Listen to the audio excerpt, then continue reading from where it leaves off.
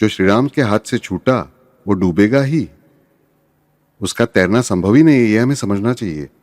जिस पर राम नाम लिखा गया वो तैरेगा ही, किसी भी परिस्थिति में वो तरेगा ही। जितने प्रमाण में विभीषण जी पावरफुल, यानी सत्वगुणी आत्मा हमारी पावरफुल, आत्मा का सत्वगुण से होने वाला संबंध पावरफुल, उतने प्रमाण में लंका पर राज किसका? विभीषण जी का। विभीषण जी का यानी श्रीराम का राज्य। प्रत्येक मानव का काम क्या है? श्रीराम की सेना में दाखिल होना, अच्छा वानर सैनिक बनना। कि हमारे जीवन में हम अच्छे वानर सैनिक बन जाएं तो विजय हमारी ही है।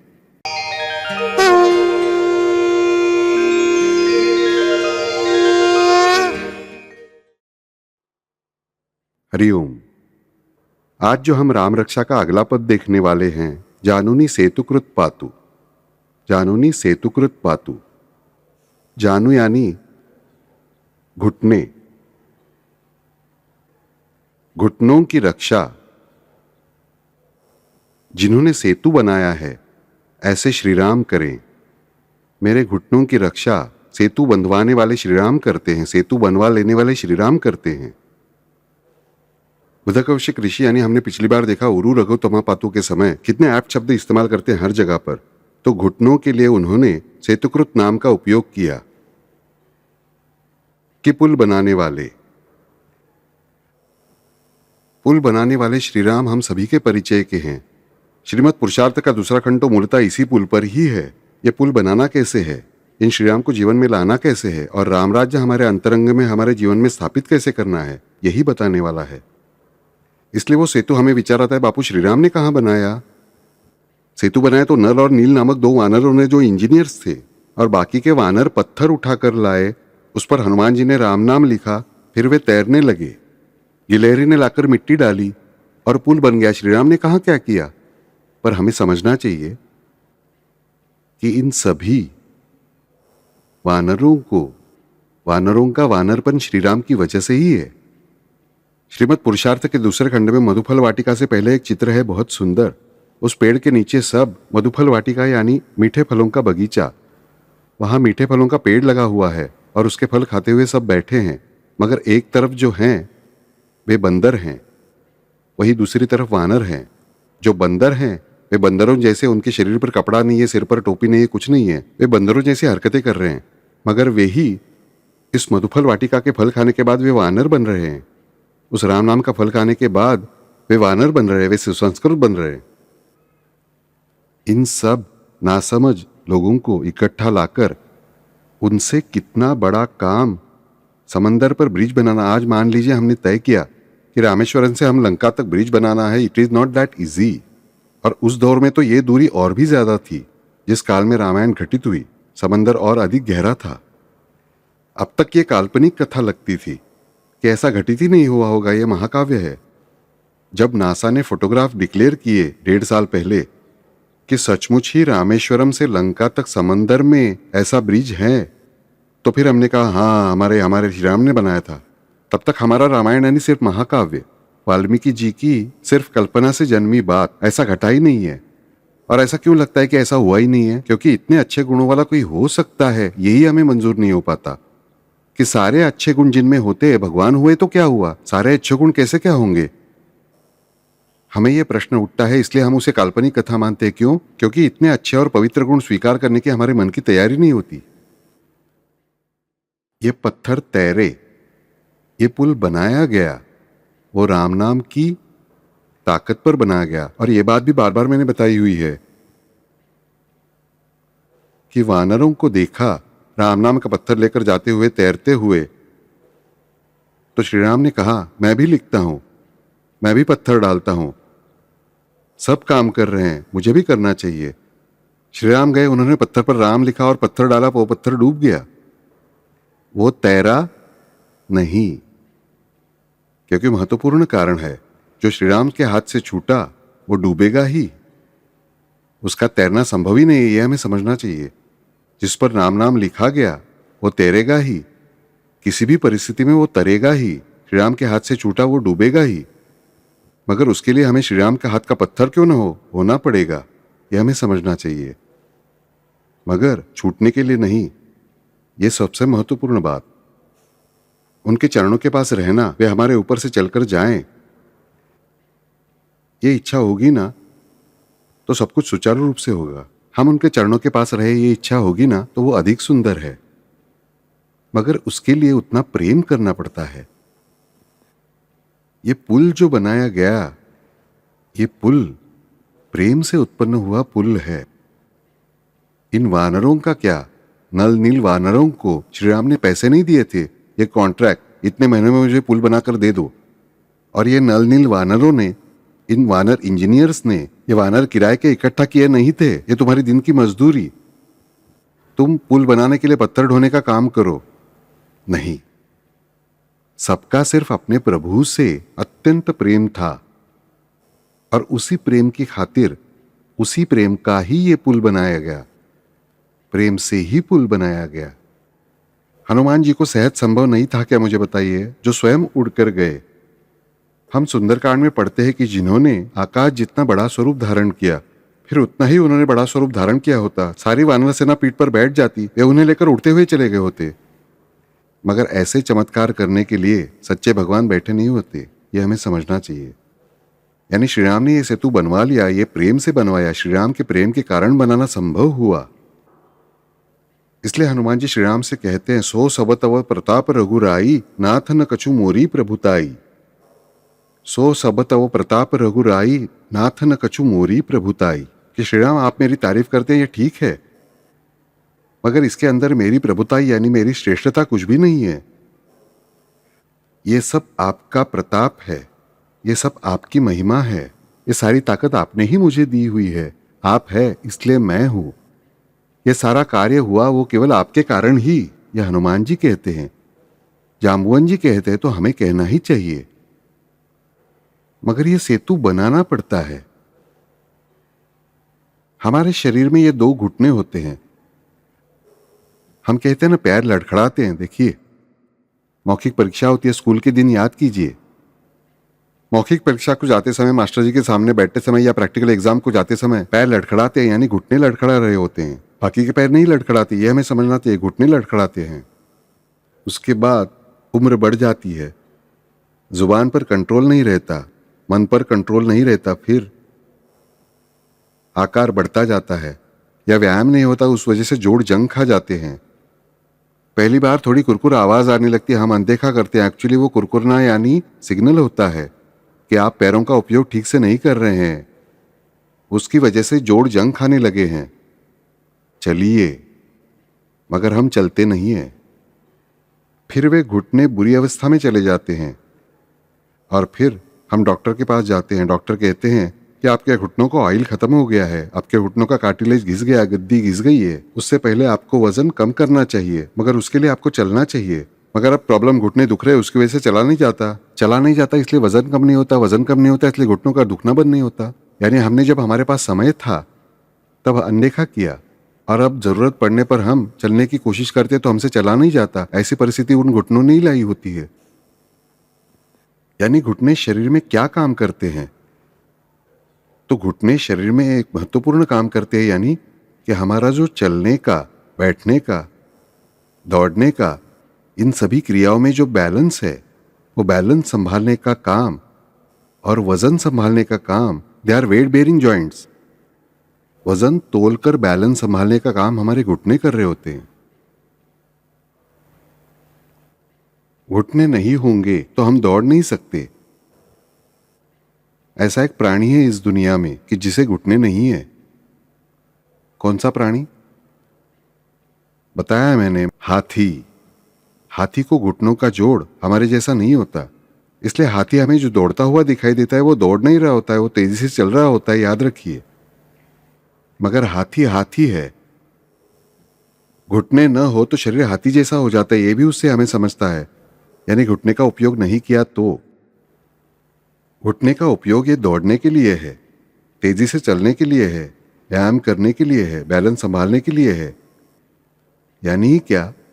तो घुटना ये हमारे शरीर का संतुलन संभालने का काम करता है, बैलेंस संभालने का काम करता है, संतुलन वजन उठाने का काम करता है, हमारा भार उठाने का काम करता है। ऐसे भार उठाने वाले ये घुटने हैं। उस पुल ने ऐसा ही भार सहन किया था। किसका? लाखों वानरों का। पदुम 18 जुथप बंदर, 18 पद्म वानर थे, यानी कितने कितने कितने करोड़, इसका तो सवाल ही नहीं। इतने वानरों का भार उस पुल ने सहन किया। और ये सब वानर नाचते गाते चिल्लाते गदा लेकर चल रहे थे लड़ने के लिए। कोई ऐसा नहीं कर रहा था कि मैं पीछे रहता हूं तुम आगे जाओ। हर कोई आगे जाने के लिए उत्सुक था। हर कोई डायरेक्ट रावण से जाकर भिड़ने के लिए तैयार था। यह कल्पना हमें ध्यान में रखनी चाहिए। यह भार जिस पुल ने सहन किया, वो पुल सिर्फ श्री राम बना सकते हैं। बाकी के वानर तो निमित्त हैं, पर उनकी आवश्यकता है। वानरों ने परिश्रम नहीं किए होते तो पुल बनाया नहीं जाता। यह हमें समझना चाहिए। हमारे जीवन में ऐसा पुल हमें बनाना होता है वानर बनकर। तो फिर वो श्री राम हमारे बनाए जाने वाले हर पत्थर पर राम नाम लिखने के लिए हनुमान जी को भेजते रहते हैं। तो ये जो घुटने हैं, ये घुटने जैसे हमारा भार उठाते हैं, वैसे ही हमारा प्रारब्ध का भार उठाने वाली एक व्यवस्था हमारे जीवन में परमेश्वर ने उत्पन्न की होती है। उसे भी जानू ऐसा ही कहते हैं। यानी जानू शब्द का एक अर्थ है घुटना, और जानू शब्द का दूसरा अर्थ है कि ऐसी व्यवस्था कि जो हमारे परमेश्वर ने, भगवान ने हमारे जीवन में उत्पन्न की होती है, कि जिसकी वजह से हमारे प्रारब्ध का भार उठाने का काम आसान हो जाए। इसीलिए जानूनी सेतु कृत पातु।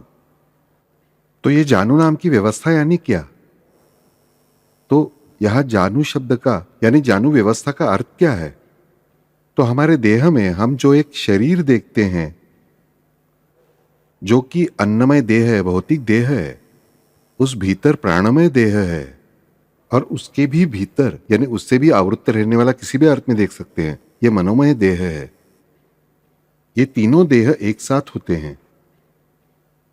मनुष्य मरता है यानी क्या? उस भौतिक शरीर से वो प्राणमय देह, मनोमय देह को लेकर बाहर निकलता है, और फिर वो देह जिसे हम अंगुष्ठ मात्र कहते हैं, लिंग देह कहते हैं, वो किसी स्थान पर जाता है और फिर वो दोबारा जन्म लेता है। ये तीन देह जो हैं, इन तीन देहों का कार्य चलता रहता है अच्छे से, सुचारू रूप से, तभी हमारा स्वास्थ्य ठीक रहता है। शरीर का, मन का, बुद्धि का, सबका स्वास्थ्य, हमारे नसीब का स्वास्थ्य तभी अच्छा होता है जब ये तीनों देह ठीक से कार्य कर रहे होते हैं। और इसमें इन तीन देहों के चारों ओर भौतिक देह यानी जो हमें शरीर का, हड्डी मांस का ढांचा दिखाई देता है, वो उसके भीतर रहने वाला प्राणमय देह, उसके साथ रहने वाला प्राणमय देह, उसके साथ रहने वाला मनोमय देह, ये एक से बढ़कर एक सरस देह हैं। भौतिक शरीर से प्राणमय देह अधिक वरिष्ठ हैं, प्राणमय वरिष्ठ देह से मनोमय देह अधिक वरिष्ठ हैं। और इन तीन देहों की गतिविधि से, कार्यों से प्रत्येक मनुष्य के शरीर के चारों ओर एक प्रभामंडल तैयार होता है। हमने ये पहले कुछ 1.5-2 साल पहले देखा है, द्युति शब्द के समय, विष्णु सहस्त्रनाम जब जारी था तब। और वो जो ऑरा तैयार हुआ होता है शरीर के चारों ओर, उसे हम ऑरा कहें, प्रभामंडल कहें, कि जो शरीर का सच्चा कवच होता है। और जानू व्यवस्था यानी क्या? तो भौतिक शरीर का प्राणमय देह द्वारा होने वाला कंट्रोल, प्राणमय शरीर का मनोमय देह द्वारा होने वाला कंट्रोल, मनोमय देह का प्राणमय शरीर द्वारा होने वाला कंट्रोल, ये सब जो एक दूसरे पर के कंट्रोल्स हैं, उन कंट्रोल्स में से इस ऑरा निर्माण करने की व्यवस्था यानी जानू व्यवस्था। जानू सिस्टम ऑफ द बॉडी यानी कौन सा सिस्टम? तो मेरे मन से, मेरी हर एक प्राणिक हलचलों से जो कुछ भी स्पंदन तैयार होते हैं, उन स्पंदनों के द्वारा प्रत्येक के शरीर के चारों ओर एक प्रभामंडल तैयार करना की जो सचमुच सुरक्षा कवच है। जब मैं बुरा कृत्य करता हूं, मैं बुरे विचार मन में रखता हूं, तब मेरे शरीर के चारों ओर के कवच में छेद हो जाते हैं। किरलियन फोटोग्राफी द्वारा आज ये सिद्ध हो चुका है कि प्रत्येक मनुष्य का ऐसा ऑरा होता है, और अपराधियों का ऑरा अलग प्रकार का होता है, संत जनों का ऑरा अच्छे अलग प्रकार का होता है, तो झूठे संतों का और भी अलग होता है। प्रत्येक मनुष्य का ऑरा अलग होता है, और वो ऑरा तैयार करने का काम जो सिस्टम करती है, जो यंत्रणा करती है, उसे भी जानू यही नाम ऋषि मुनियों ने दिया हुआ है। और जानूनी सेतु कृत पातु, क्योंकि इस जानू की रक्षा इन श्रीराम द्वारा की जाना सबसे आवश्यक होता है, क्योंकि हमें पता नहीं होता कि हम कितना गलत बर्ताव कर रहे होते हैं। कई बार या हमारे आजू बाजू का ऑरा, हम जिस वातावरण में रहते हैं, जिन लोगों की संगति में रहते हैं, अगर हम बुरे लोगों की संगति में ज्यादा समय रहते हों, नास्तिक लोगों की संगति में ज्यादा समय रहते हों, हम चोरों की संगति में ज्यादा समय रहते हों, तो उसका भी प्रभाव बाहरी संस्कारों का हमारे ऑरा पर होता है। इसीलिए सभी संत बताते हैं कि अच्छे लोगों के सहवास में रहो, भक्तों के सहवास में रहो। अन्य सहवास जितने भी कम किए जा सके उतने कम करो, क्योंकि उसकी वजह से आपका सुरक्षा कवच आप खुद ही जर्जर कर रहे होते हैं। और ये सुरक्षा कवच जब भेदा जाता है ना, तभी नाना प्रकार के रोग तैयार होते हैं शरीर में, मन में, बुद्धि में और प्रारब्ध में। इसीलिए ये जो जानू सिस्टम है, इस जानू सिस्टम यानी जानू प्रक्रिया जो है, इस प्रक्रिया का संरक्षण होना आवश्यक होता है। और वो कौन करता है? तो वो सेतु बंधवा लेने वाले श्री राम। और ये सेतु कौन से हैं? तो इस अन्नमय शरीर से यानी भौतिक शरीर का सेतु प्राणमय शरीर से, प्राणमय शरीर का मनोमय देह से, और आगे मनोमय देह का जो है वो विज्ञानमय देह से, और विज्ञानमय देह का आगे की और अधिक संस्था से, आनंदमय कोश से। इस प्रकार से ये सब सेतु बनाना और उस सेतु द्वारा एक तरफ से दूसरी तरफ जहां मदद आवश्यक है वहां पहुंचाकर जिधर जो ताकत कम पड़ती है वो पहुंचाने का काम वो जानू सिस्टम कर रही होती है। मगर ये जानू प्रक्रिया शुरू कैसे होती है, ये पहले हमें समझना चाहिए। तो ये जानू सिस्टम जो है, ये जानू प्रक्रिया जो है, ये जनन के साथ ही शुरू होती है। जनन के साथ ही शुरू होती है, यानी जन्म के साथ ही शुरू होती है और मृत्यु तक जारी रहती है। मृत्यु के बाद दोबारा जब दूसरा जन्म आता है, तब वो प्रक्रिया फिर से उस प्रक्रिया से जहां रुकी होती है वहां से दोबारा शुरू होती है और अपना कार्य शुरू करती है। तो यह प्रक्रिया कौन सा काम करती है, कैसे काम करती है, यह हमें देखना चाहिए। तो प्रत्येक मनुष्य के हम अनेक शब्द कंफ्यूजिंग सुनते हैं, वे हमें समझ नहीं आते कि क्या है।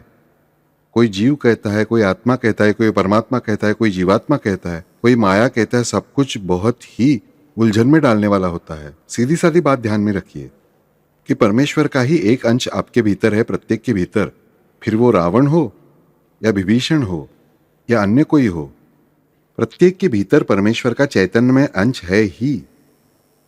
और ये जो परमेश्वर का अंश प्रत्येक मानव में है, उस अंश का जितना भी इस परमेश्वर का जो अंश हमें आया हुआ है उसे हम आत्मा कहें, परमात्मा का अंश होने के कारण, तो जितना भाग पवित्रता से प्रतिबद्ध है, पवित्रता से साहचर्य रखने वाला यानी सत्व गुणों से साहचर्य रखने वाला है, सत्य के प्रति निष्ठा बताने वाला है, भगवान के प्रति निष्ठा बताने वाला है, उतने भाग को जीवात्मा कहते हैं। तो यानी सत्वगुणों से संबंधित जो चैतन्य है उसे जीवात्मा कहते हैं। वहीं रजोगुण से और तामसी गुण से जिसका संबंध आता है चैतन्य का, यानी हम उपयोग करते हैं, उस भाग को जीव कहते हैं। इतनी सीधी सरल व्याख्या हमें समझनी चाहिए कि जीवात्मा और जीव कहे तो एक ही हैं, परंतु उनका जिसके साथ संबंध आता है उसके अनुसार उनका नाम अलग अलग है। जैसे एक ही मनुष्य स्कूल में जाने के बाद वो स्कूल में अध्यापक है, उसे सब सर कहते हैं, गुरुजी कहते हैं, मास्टर जी कहते हैं। वो घर आने के बाद उसकी माँ उसे क्या रे गोटा कहती है, उसकी पत्नी अजी कहती है, नाम से पुकारती होगी तो वशा कहती है। तो बच्चे वशा नहीं कहते, बच्चे अजी पप्पा या डैडी या मम्मी पापा जो कुछ भी आज की हमारी संस्कृति के अनुसार कहा जाता है वो कहते हैं। मनुष्य एक ही है मगर उसका रोल अलग अलग है। स्कूल में वो बच्चों को छड़ी मार रहा है, इसलिए घर आकर माता पिता को छड़ी मारे तो वो अनुचित है।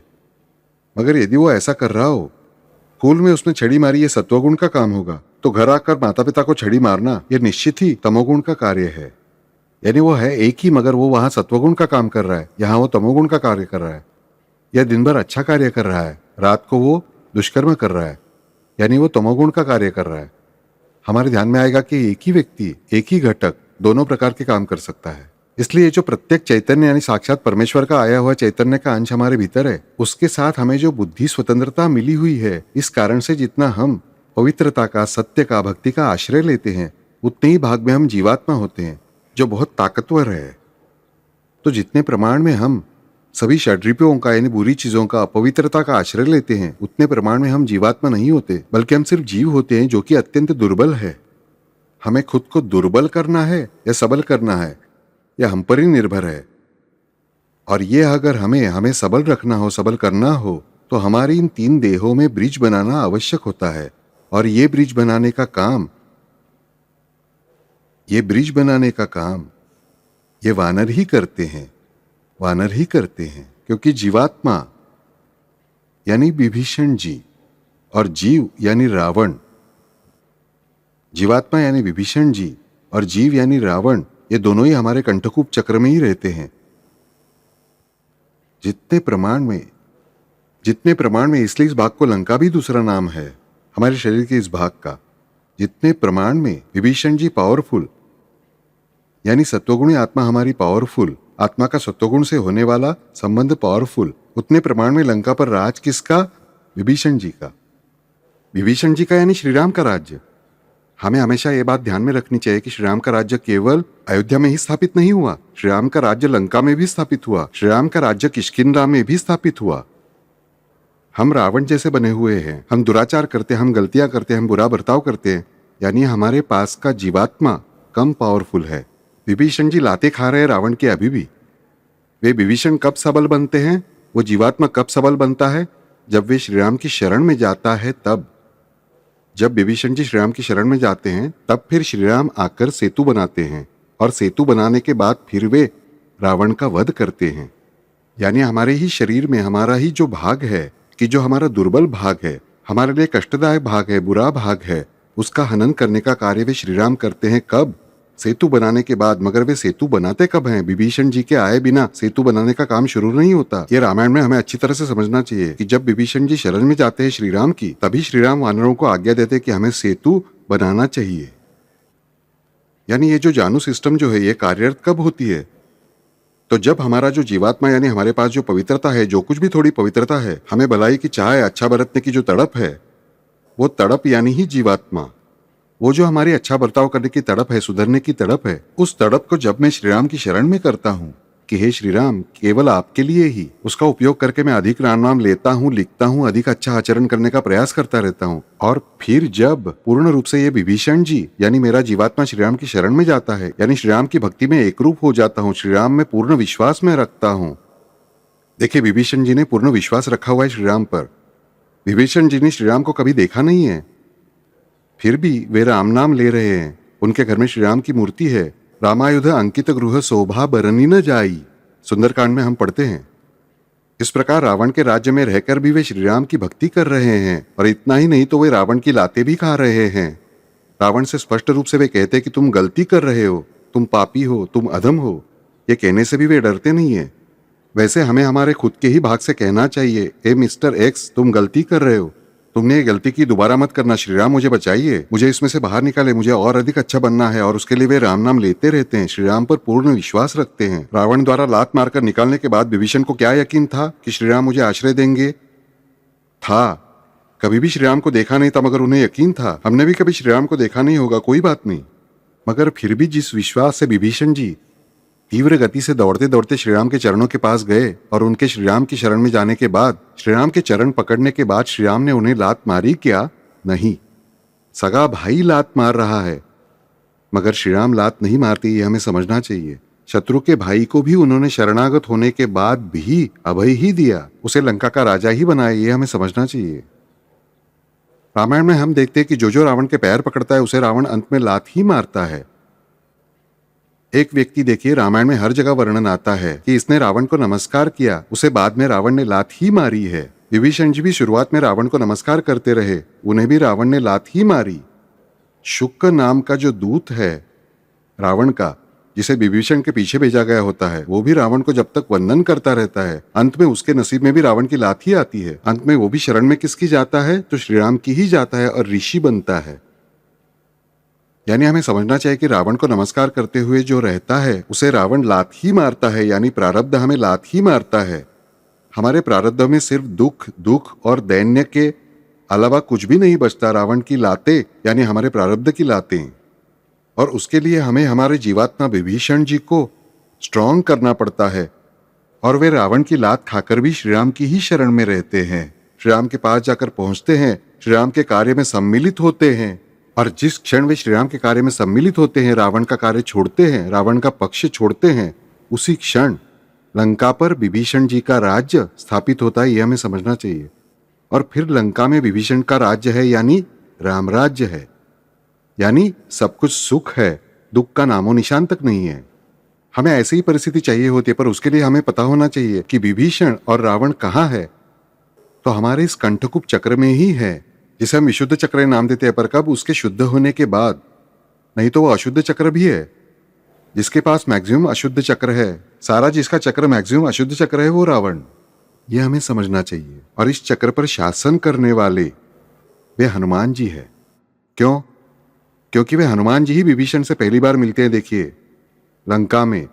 और वे विभीषण जी को देखते हैं। वे सीता जी की खोज करते हुए घूम रहे होते हैं हनुमान जी, और वे घूमते घूमते रावण के महल से विभीषण जी के महल में आते हैं और देखते हैं तो यहाँ श्री राम के आयुध बनाए हुए हैं, श्री राम की मूर्ति है, यहाँ तो तुलसी वृंदावन है। अरे, लंका निशिचर निकर निवासा, यह कहाँ सज्जन कर बासा। ये तो राक्षसों का प्रदेश है, यहाँ श्री राम को मानने वाला कोई नहीं। फिर ये सज्जन भक्त कौन भला है यहाँ जो श्री राम की भक्ति करता है, या कोई ढोंगी है? ध्यान में आता है कि ये ढोंगी नहीं है, रावण का मायावी तंत्र नहीं है। हनुमान जी विचार करते हैं। फिर वे बाजू में खड़े रहते हैं और राह देखते हैं। विभीषण जी जाग जाते हैं, और जाग जाते ही उन्हें पता भी नहीं होता कि कोई उन्हें देख रहा है। वे जाग जाते ही नमस्कार करके राम राम राम राम नामस्मरण करते हैं। तब हनुमान जी पहचान जाते हैं कि यस, सज्जन चिन्ह, ये सज्जन का चिन्ह है कि कोई देख नहीं रहा होने पर भी, यानी नाटकबाजी के रूप में नहीं, बल्कि मन से वे प्रभु का, यानी मेरे रामचंद्र जी का नामस्मरण कर रहे, यानी ये वास्तविक सज्जन होने चाहिए। और फिर वे विभीषण जी के सामने जाते हैं, वो भी कैसे? पहली बार तो बूढ़े ब्राह्मण का रूप लेकर जाते हैं, उनके मन को टटोलते हैं, फिर उन्हें बताते हैं, उन्हें सच्ची राम कथा बताते हैं, और मैं स्वयं कौन हूं यह भी बताते हैं। और फिर दोनों की दोस्ती घनी हो जाती है। वहां हनुमान जी उसे अभय वचन देते हैं कि हे विभीषण, कहु कवन में परम कुलीना, कपि चंचल सबही विधिहीना, रात ले जो नाम हमारा। कि अरे, मैं ऐसा कौन सा बड़ा श्रेष्ठ ठहरा, मैं तो सारे विधि निषेध छोड़ा हुआ ऐसा एक वानर हूं। स्वयं को कितना छोटापन लेते हैं, देखिए, उसे केवल आश्वासन देने के लिए। फिर भी मुझे श्रीराम ने अपनाया, श्रीराम ने मुझसे प्रेम किया, क्योंकि श्रीराम का स्वभाव ही है मूल रूप से कि अपने सेवकों से प्रेम करना, सेवकों से प्रेम करना, अपने भक्तों से प्रेम करना, उनका ध्यान रखना, ये श्रीराम का मूलता स्वभाव ही है। इसलिए आप ध्यान में रखिए कि हे विभीषण, श्री राम का सेवक होने में ही वास्तविक धन्यता है। आपके सारे संकटों का, आपके सारे दुखों का उपाय सिर्फ एक ही है, उन श्री राम की शरण में जाइए। श्री राम सेवक को कभी भी त्यागते नहीं। रामदास जी भी वही बताते हैं, नुपेक्षी कदा राम दासाभिमानी। श्री राम कभी भी अपने दासों की उपेक्षा नहीं करते। ये मूल मंत्र विभीषण जी को कौन देता है? हनुमान जी ही देते हैं। इसलिए वे हनुमान जी जिस लंका में, जिस कंठकूप स्थान में विभीषण जी यानी हमारा जीवात्मा और जीव यानी रावण रहता है कुंभकर्ण के साथ, वहां उस स्थान के स्वामी, उस स्थान के अधिकारी हैं, उस स्थान के राजा हैं, कंट्रोलर है, नियंता है, और वे ही विभीषण जी को बल दे सकते हैं। तुम्हारो मंत्र विभीषण माना, लंकेश्वर भय सब जग जाना। इसका अर्थ मंत्र किसने दिया है विभीषण जी को? हनुमान जी ने दिया है। यानी हमारे इस कंठकूप चक्र में, विशुद्ध चक्र में, जो एक्चुअली अशुद्ध होता है हमारा, उस अशुद्ध चक्र में रावण हावी हुआ रहता है, इसीलिए हमारे नसीब में दुख होता है।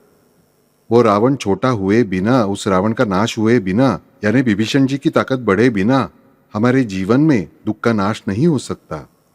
हमें हमारे दुष्ट प्रारब्ध का नाश करना हो, दुखों को दूर करना हो, तो हमारे विभीषण जी का सबल होकर उन्हें श्रीराम की शरण में जाना आवश्यक है। और यही है वो जानू सिस्टम, यही है वो जानू प्रक्रिया कि जिस क्षण में अधिक से अधिक सत्वगुण के कार्य करने का प्रयास करता हूं, मैं राम नाम लेता हूं, मैं गुरु नाम लेता हूं, मैं गुरु भक्ति करता हूं, मैं जो भी भगवान का नाम मुझे पसंद है उसका दिल से स्मरण करता हूं, भजन करता हूं, उनसे प्रेम करता हूं, उनके चरणों से प्रेम करता हूं और सत्वगुण को बढ़ाने का प्रयास करता हूं, यानी क्या?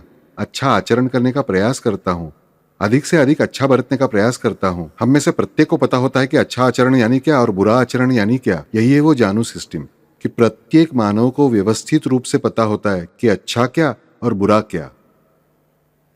जानू प्रक्रिया का ये महत्वपूर्ण गुणधर्म हमें पता होना चाहिए कि इस सिस्टम की वजह से ही, इसी प्रोसेस की, इसी प्रक्रिया की वजह से ही प्रत्येक मानव को अच्छा क्या है और बुरा क्या है, नीति क्या है और अनीति क्या है, ये बराबर पता होता है। वो पूरी तरह अशिक्षित हो या पूरी तरह शिक्षित हो, हर किसी को ये सद विवेक बुद्धि जन्म से ही प्राप्त होती है। मैंने कहा कि जन्म के साथ ही वो उसके साथ आती है। वो सत विवेक बुद्धि है, इसलिए बुद्धि स्वतंत्रता है, और बुद्धि स्वतंत्रता परमेश्वर ने दी है, इसलिए उन्होंने उसी के साथ ही उस बुद्धि का इस्तेमाल करने के लिए आवश्यक जो यंत्रणा यानी विवेक यानी सत विवेक बुद्धि भी हमें दी हुई है। उन्होंने हमें कोई बुद्धि स्वतंत्रता देकर अनाचार करने की छूट नहीं दी है, तो उसके लिए कंट्रोलिंग सिस्टम भी भगवान ने हमें दी हुई है, मगर हम उसका उपयोग नहीं करते। क्यों नहीं करते? इच्छा होती है हमारी अच्छा बर्ताव करने की, मगर हमारे हाथों गलतियां हो जाती है। मैं आपसे दिल से कहता हूं बच्चों, हाथों से पाप होते हैं, गलतियां होती है, गुनाह होते हैं, मैं मानता हूं। मैं आपसे दिल से कहता हूं बच्चों कि कितनी भी आप गलतियां करें, जब तक आपको सुधरने की इच्छा है तब तक ये बापू आपका है। आप जिस दिन कहेंगे कि मैं गलती करता ही नहीं, मुझे सुधरने की कोई जरूरत ही नहीं, उस दिन समझ लेना कि आज से बापू मेरा नहीं। पुण्यवान पूर्ण आप हो गए तो आनंद ही है, पर जो खुद को पुण्यवान मानता है उसी में ही बहुत बड़ी गड़बड़ है। ये याद रखिए कि मैंने कोई पाप किया ही नहीं, मैंने कोई गलती की ही नहीं है, मेरे हाथों कुछ हुआ ही नहीं है।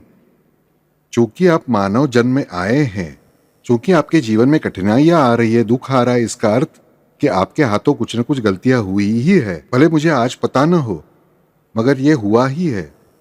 और फिर मेरा ऐसा कहना कि मैं संत हूं, मेरे हाथों कोई गलती नहीं हुई, यही सबसे बड़ा अपराध है। यह हमें समझना चाहिए। आपके हर कदम पर मैं चलने के लिए आपके साथ बच्चों तैयार हूं, मगर आप ये सब समझ लीजिए, अध्यात्म के नाम पर झूठी बातें करना गलत, और झूठी बातें करना वो सही नहीं है।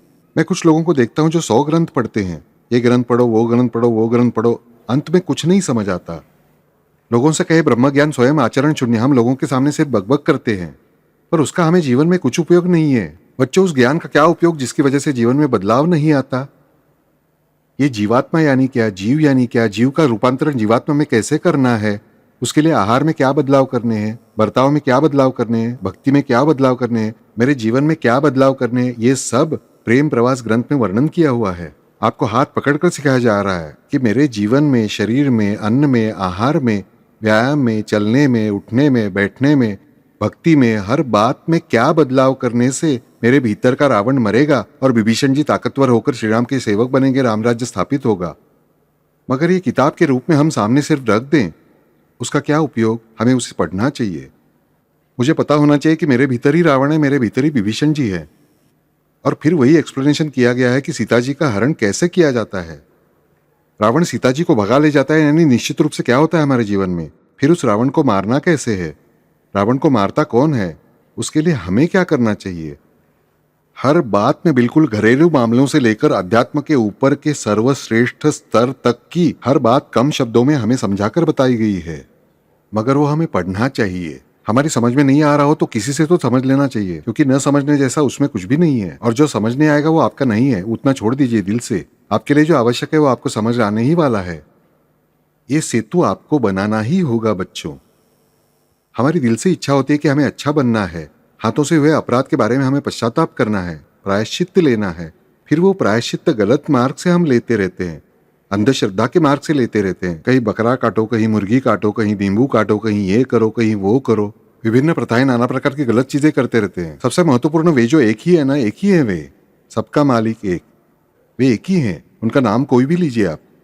उनके चरणों से मेरा प्रेम होना, उन्हें मेरे जीवन में लाना, उस सेतु से, उसके लिए मुझे सेतु वानर बनकर बनाना चाहिए। युद्ध करेंगे मेरे श्री राम, समर्थ दत्तगुरु मूल आधार। हमें हमेशा प्रश्न उठता है, बापू कहते कराने वाले दत्तगुरु करता राम, तो मानव के रूप में मेरा काम क्या? प्रेम प्रवास ग्रंथ हमें वही बताता है कि युद्ध करेंगे मेरे श्री राम। रावण से युद्ध करेगा कौन? श्री राम ही। मगर कौन से श्री राम? मेरे श्री राम।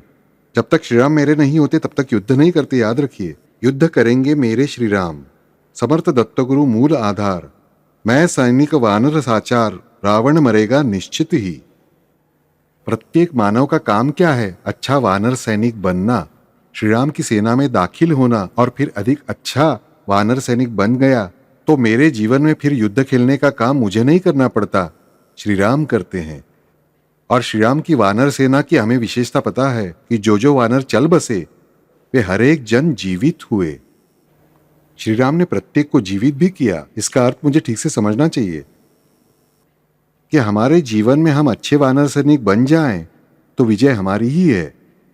और वानर सैनिक अच्छा बनना कैसे है, यही हमें श्रीमद् पुरुषार्थ बताता है, प्रेम प्रवास बताता है। क्योंकि वानर सैनिक बनना यानी पुल बनाने में, भगवान के कार्य में हमारा सम्मिलित होना। हमें यही करना चाहिए। जानूनी सेतुकृत पातु, हमें हमेशा याद रखना चाहिए। हमें लगता है कि मुझे ब्रिज बनाना है, नहीं, ब्रिज भी आपसे श्रीराम बनवा लेंगे। बस आपको श्रीराम की सेना में शामिल होना होगा, श्रीराम के चरणों में पूर्ण निष्ठा रखनी होगी, श्रीराम से आत्यंतिक प्रेम करना होगा। हे श्रीराम 10 पत्थर डाले, उसका मूल्य दीजिए, ब्रिज बनाने का मूल्य बाद में मत दीजिए। इस प्रकार से कोई भी वानर मांगने नहीं गया। और वे बेचारे फल तोड़कर, पत्तियां तोड़कर जो मिलेगा उसका भक्षण करके रह रहे थे, बल्कि श्रीराम के लिए फल तोड़कर ला रहे थे। हमारे मन में ये भावना होनी चाहिए, हम क्या ब्रिज बनाएंगे, वे हमसे ब्रिज बनवा लेने के लिए समर्थ हैं। उनका नाम लिखा तो पत्थर तैरेंगे ही, हमारा काम बहुत आसान है। पर कब, जब हमारी वानर सैनिक बनने की तैयारी होगी, तब, जब हमारा उतना श्रीराम से प्रेम होगा, तब हमारा उस सद्गुरु तत्व से, उन महाविष्णु से उतना प्रेम होगा, तब ये हमें समझना चाहिए। हम नर बनकर बंदरों जैसा बर्ताव कर रहे होते हैं, मरकट लीला कर रहे होते हैं। और इसी के साथ एक कहावत पता है मराठी में कि एक तो बंदर ऊपर से मदिरा पी ली, यानी उसमें हमें आधुनिक शिक्षा की मदिरा मिलती है। फिर हम खुद को अधिक बुद्धिमान समझने लगते हैं। हमें ऐसा लगता है कि मुझे सारी दुनिया समझ में आ गई। अरे अगले क्षण क्या होने वाला है ये पता नहीं होता। दुनिया को समझने की बात क्या करते हो? इतनी बड़ी अमेरिका हमने देखी, इतने बड़े प्रकृति के वहां हुए उत्पात हम देख रहे हैं। इन सब बातों को देखने के बाद ध्यान में आता है कि विज्ञान का बल है ही, पर विज्ञान और अध्यात्म के बीच की दूरी कायम कायम है। याद रखिए, जब मनुष्य पाषाण युग में था तब उसका जो पत्थरों से अस्त्र बनाने का विज्ञान था, वहां से भगवान जितनी दूरी पर थे उतनी ही दूरी पर वे आज भी हैं, और कल के विज्ञान से भी वे उतनी ही दूरी पर रहने वाले हैं।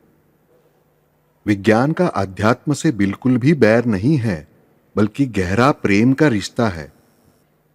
जितने प्रमाण में हम आधुनिक शिक्षा लेंगे उतने प्रमाण में हम अधिक भगवान के चरणों में नतमस्तक हो सकते हैं, यह हमें समझना चाहिए। इसलिए देखें, डॉक्टर मैक्सिमम आस्तिक होते हैं, हमारे ध्यान में आएगा, क्योंकि उन्होंने ये जीवन मृत्यु के खेल बहुत करीब से देखे होते हैं। आईसीयू में हम डॉक्टर्स काम पर होते हैं, यानी इंटेंसिव कार्डियक केयर यूनिट में 2 पेशेंट आते एक ही समय पर।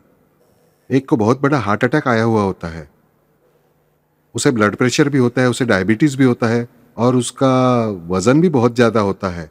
उसे और 2-4 बीमारियां होती है, उसकी उम्र भी ज्यादा होती है। दूसरा आता है, उसकी तुलना में वो युवा होता है, छोटा सा अटैक आया हुआ होता है, ब्लड प्रेशर नहीं होता, डायबिटीज कुछ नहीं होता, पर महज 5-10 मिनटों में छोटा सा अटैक हुआ अचानक चल बसता है। वही दवाइयां, वही डॉक्टर्स, वही आईसीयू, वही विभिन्न प्रकार की व्याधियों से ग्रसित व्यक्ति जी जाता है, चंगा होकर ठीक होकर घर जाता है। वही दवाइयां होने के बावजूद क्यों, कोई समझ नहीं सकता। ये फर्क हमें समझ आना चाहिए। विमान से 50 लोगों को जाना होता है, कोई बराबर ठीक से ऐन वक्त पर जाते समय ऐसा कुछ होता है, बात बनती है कि वो विमान में नहीं बैठता, ठीक वही विमान क्रैश हो जाता है, और उसी समय उसकी खाली जगह होने के कारण दूसरा कोई दौड़कर आया हुआ उसी जगह पर बैठता है, और नहीं जाने वाला जाता है और दुर्घटना घटती है। मुझे समझना चाहिए कि इसका अर्थ ही ये बातें बहुत विचित्र हैं। आज सुनामी वेव्स हमने टीवी पर देखी, महज 10 सेकंड पहले वो लहर आने के या 2 सेकंड पहले भी समंदर कितना शांत था, और एक क्षण में नारियल के पेड़ से भी ऊंची लहरें आई और पल भर में सब तबाह हो गया।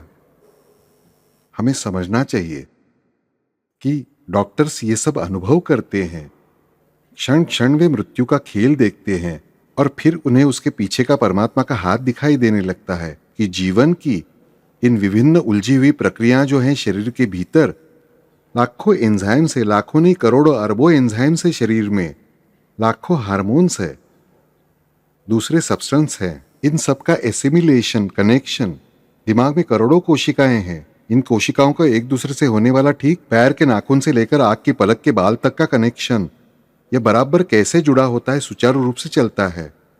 वहीं जब फिजिक्स का एक्सपर्ट देखता है, खगोल शास्त्री देखता है, ये सारी पृथ्वी, इनके एंगल्स, ये ग्रह तारे, इनके एंगल्स, इनकी एक दूसरे से होने वाली दूरी हर जगह कैसे मेंटेन हो रही है और ये कैसे चुपचाप अपना अपना काम कर रहे हैं सुचारू रूप से, ये वह अनुभव करता है और उनकी व्यापकता देखकर दंग रह जाता है।